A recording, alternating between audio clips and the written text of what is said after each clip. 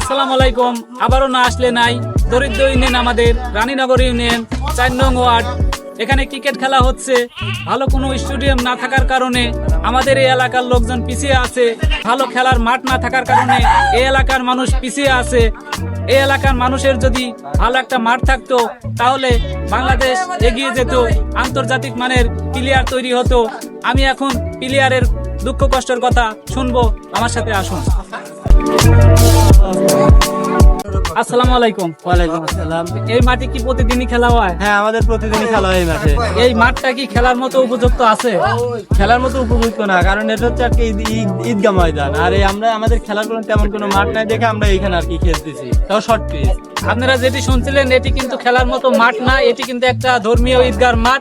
অবশ্যই ভালো মানের যদি একটা মাঠ থাকতো, ভালো মানের খেলার সামগ্রী থাকলে আমরা অবশ্যই খেলে আমরা আনন্দিত হইতাম।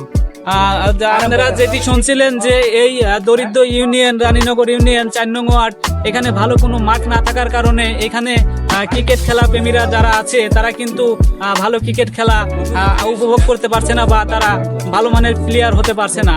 বাংলাদেশ এগিয়ে যাবে যদি ইউনিয়ন পর্যায়ে যদি মাঠ তৈরি করে দেওয়া হয়, তাহলে হয়তো এই এলাকার মানুষ দরিদ্র ইউনিয়নের আমাদের দাবি এখন আমাদের একটা ভালো মাঠ হইলে আর কি ছেলে পেলে মোবাইল আসক্তি বাদ দিয়ে তারা মানে এই হাতের খেলা একটু তারা भाई मारो मुझे मारो।